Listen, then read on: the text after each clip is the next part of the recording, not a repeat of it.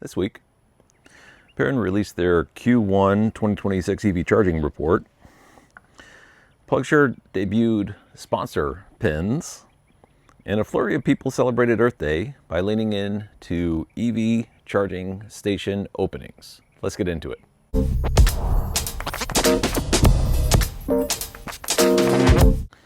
I'm recording today from my backyard because I had a video shot at a topical location, which I always try to do. It was at a Duke Energy station in Salisbury.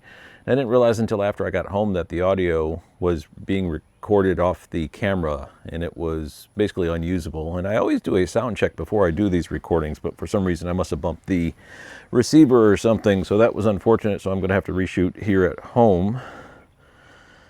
Anyway, first off, viewer JD Jazzman from Colorado sent me these photos of a new Tesla Supercharger station going into the southwest portion of the state in the town of Pagosa Springs. Let's take a look at those pictures.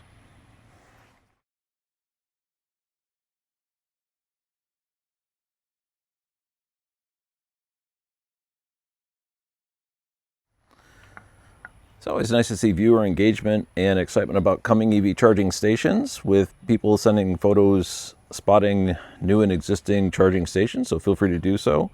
And that particular area of Colorado I understand to be pretty small townish, and Pagosa Springs seems to have some excitement about their Tesla Supercharger station coming, rightly so.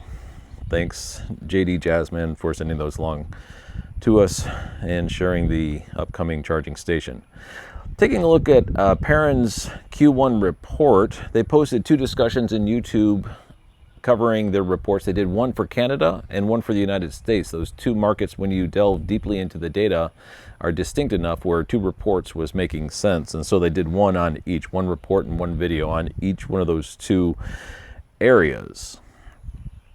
And just so everyone knows, the most common source when media outlets report on DC fast charging numbers is the Alternative Fuels Data Center database. And that is not a great source. I mean, it in general is okay, but it's pretty kludgy. There's a lot of chefs in that kitchen adding to the data, and it makes it a little bit murky. People who are into data like nice, crisp, clean data, and Alternative Fuels is definitely, the Alternative Fuels Data Center is definitely not a source for that. It's okay. What I use it for is basically just to get an assessment for net news stations in the past week, and for that I find it to be adequate and somewhat representative of what is going on in the past week. There's definitely, even there, it's a little bit kludgy. But what Paren has is a completely different animal. It's crisp, clean data scientist data that they have made a actual product that people can purchase from. And the Paren does not generate reports as a business. They do that just as a more or less a gift to the EV community for discussion purposes, and us people who are doing news reporting on EV charging having a source to refer to. And their data is very crisp, but their actual products are geared towards CPOs in order to make business decisions associated with analytics, associated with the areas that they're going into and competitors and pricing and that type of thing. So their analytics is much more CPO focused and productized in that respect. So that's actually their business model. These reports are just here for our own consumption in order to enjoy. And what they reported is multiple things associated with Q1. It was interesting that the numbers that came out of the United States, I would actually consider to be a slowdown. Although the numbers increased slightly, it was basically a plateau, and for expectations for 2026, we're looking at a massive ramp up according to announcements from CPOs about what their intentions are for this year. All the big players are intending to do double downs on what they did last year, more or less. And Q1 didn't reflect that, but we have to remember in the United States there was a couple of storms that took the wind out of the sails, and just the whole concept of frozen ground in the United States is a big wet blanket.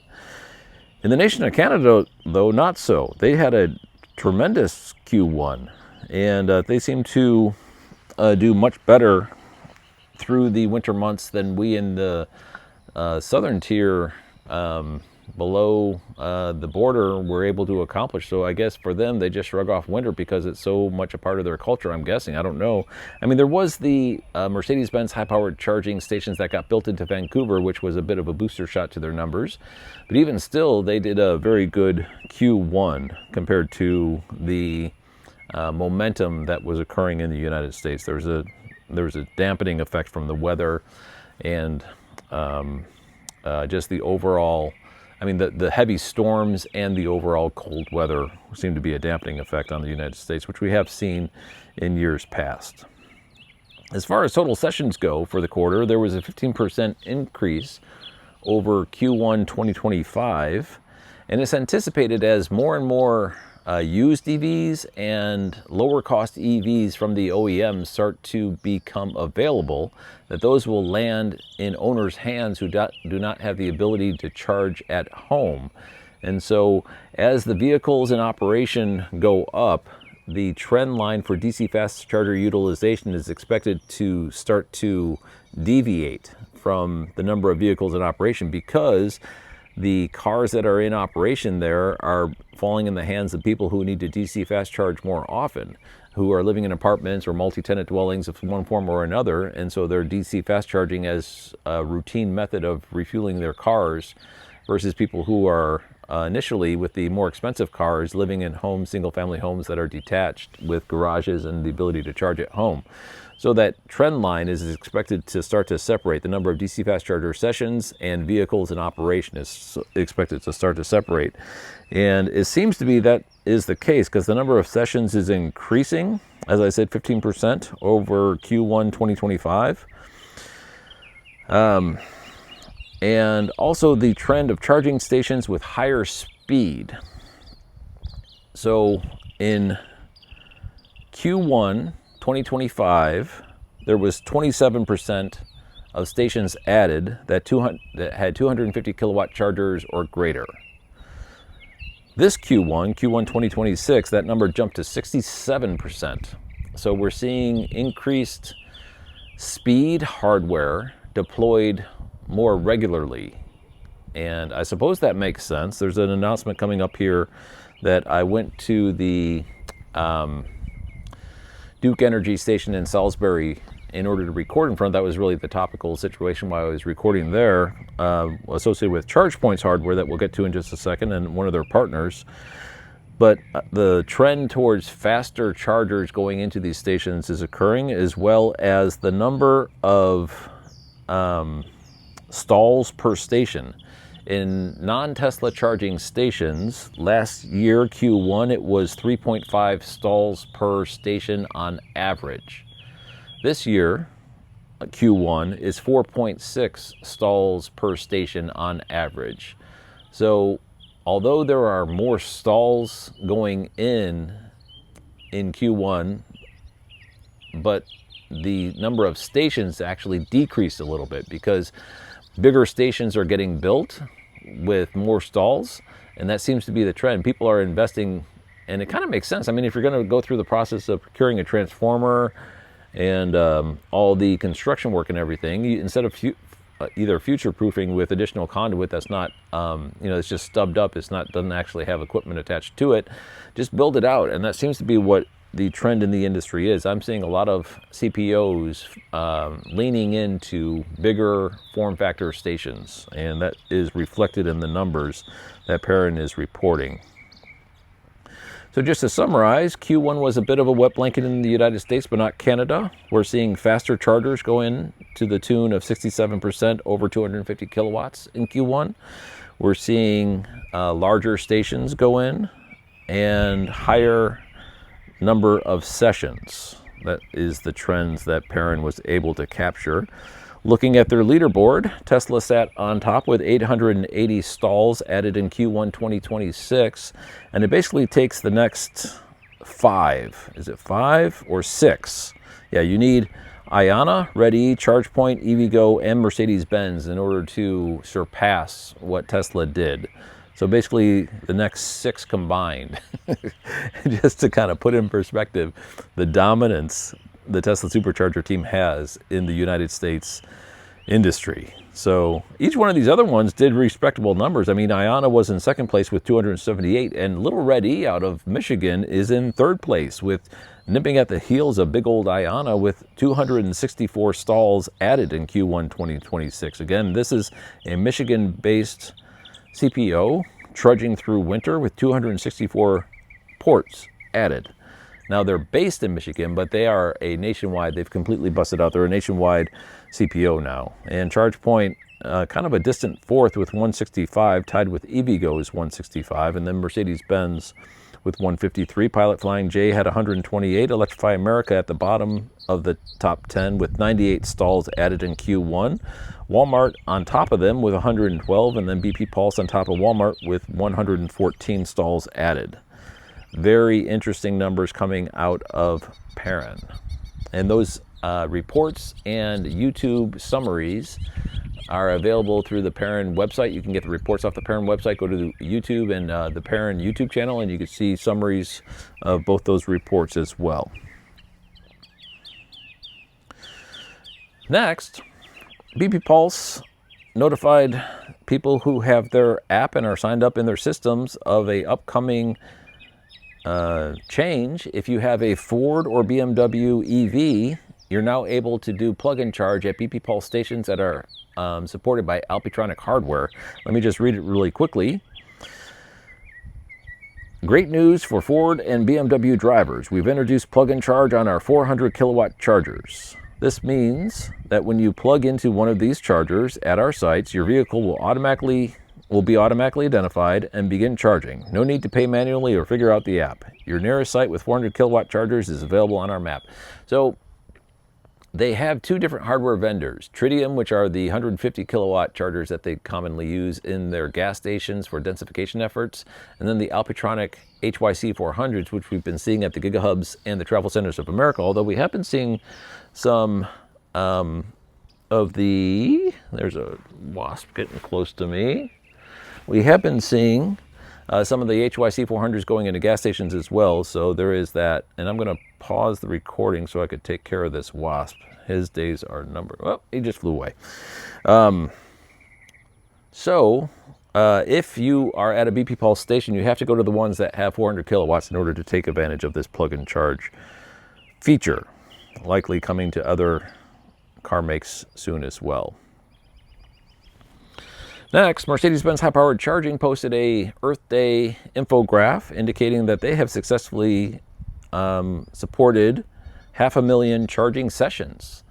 And when they did the math on the energy dispense, they say that that accounts to 2,400 trips around the Earth that they have been able to supply the energy for in a noble effort in order to support the planets and decrease carbon footprint by providing electric vehicle charging stations. Very noble of Mercedes-Benz high-powered charging.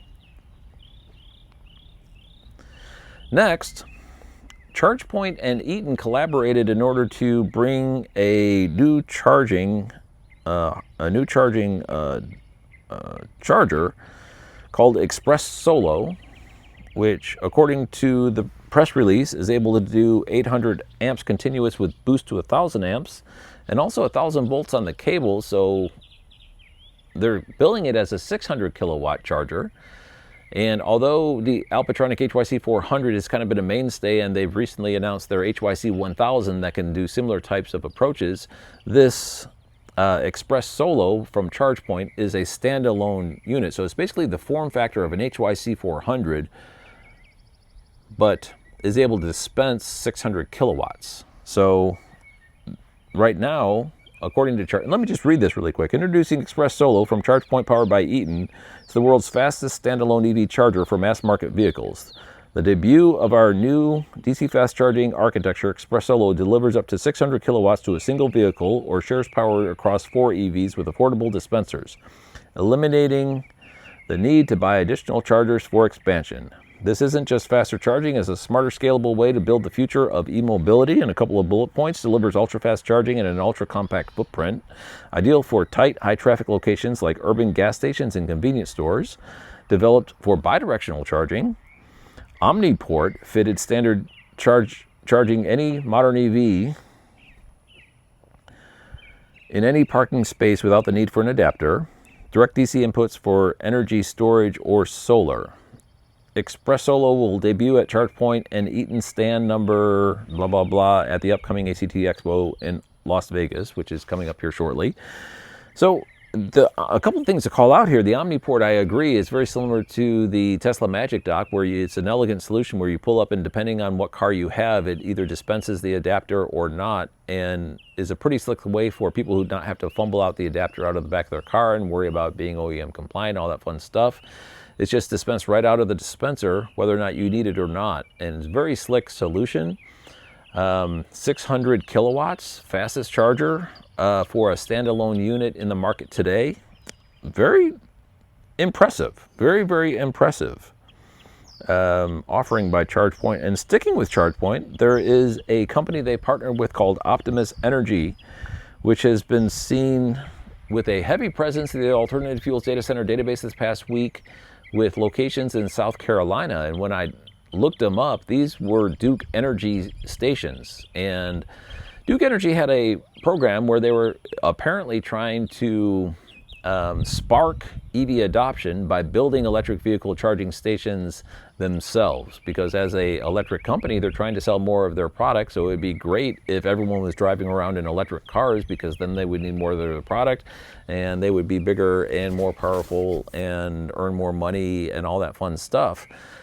So they were, I'm assuming that was the underlying motivation of it, but we're now past the point of trying to spark EV adoption. EV adoption is occurring. We're there now. And so they've handed the keys over to Optimus Energy for their DC fast charging stations, is what I understood. And I heard murmurings of this a while ago, and it looks like it's actually happening, because this past week in the Alternative Fuels Data Center database, I think there's a little bit over a dozen stations in South Carolina that were Duke Energy stations are now showing up with ChargePoint as the back-end OCPP provider and Optimus Energy as the CPO of record.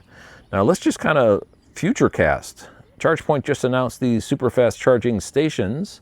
Optimus Energy is the largest VAR in the Southeast of ChargePoint hardware, and they've just taken over, apparently, the Duke Energy locations, of which there's dozens throughout the Southeast. Duke Energy is a massive electric provider here in the Southeast. They have territory in the Carolinas, and I believe all the way into northern Florida as well.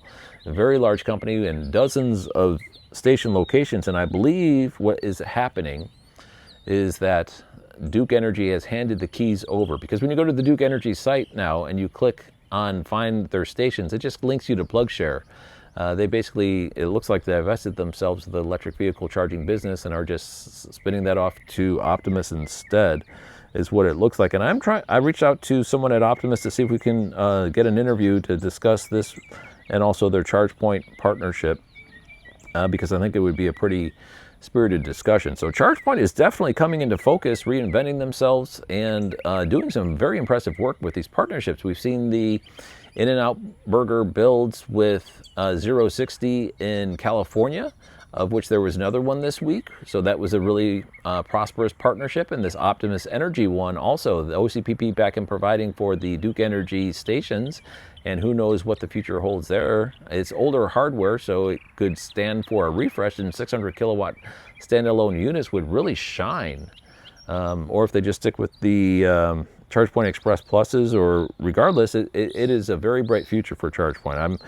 I'm very impressed, and my concern is definitely diminished as of late, considering all that they have been doing.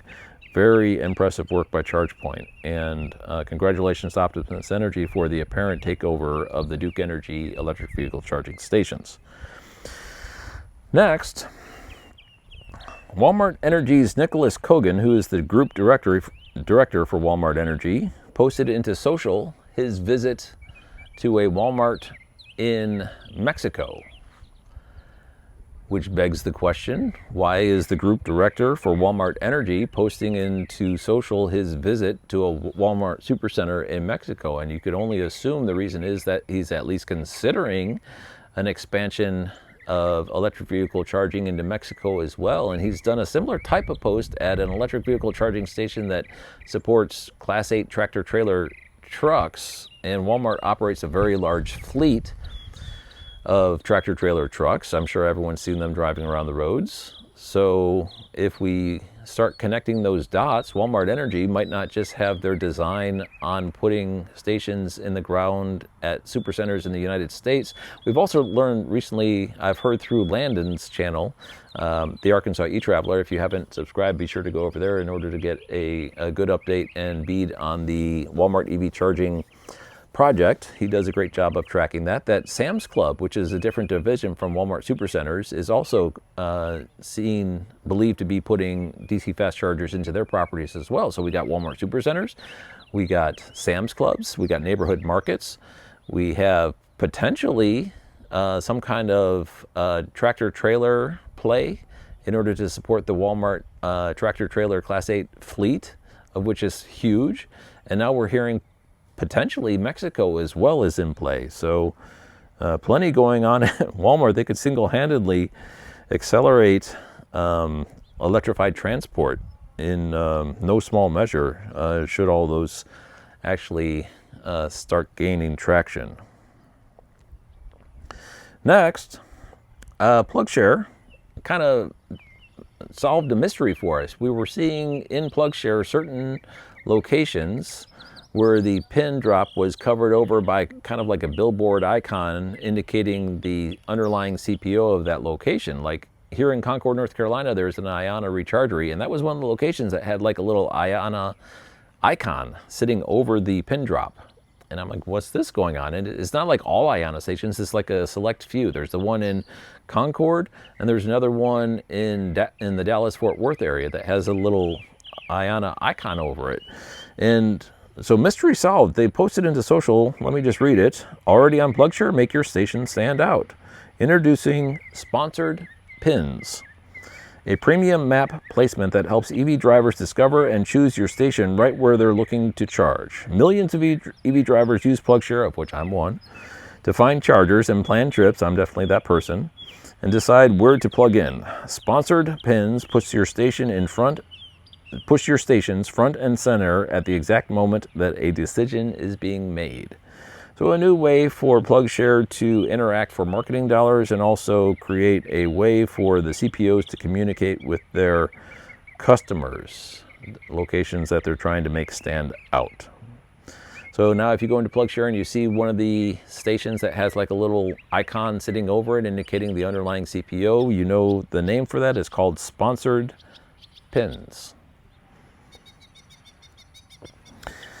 Lastly, on Earth Day, there was a flurry of openings, including the city of Tallahassee, Florida, which had a ribbon-cutting ceremony actually on Earth Day, opening their new station. I've seen it in PlugShare. It's a really nice-looking station. It has a canopy, and it has like a little media display in the center support console of it. And they had like a 45-minute ribbon-cutting ceremony with all the higher-ups of the city of Tallahassee government, and people speaking, and media participating. There was local media reports and everything. So a really nice looking station right in the capital of the state of Florida, now open and operational. Additionally, there was a ShopRite in Yardley, Pennsylvania that had an Electrify America 10 stall station ribbon cutting ceremony on Earth Day 2. Thanks for watching.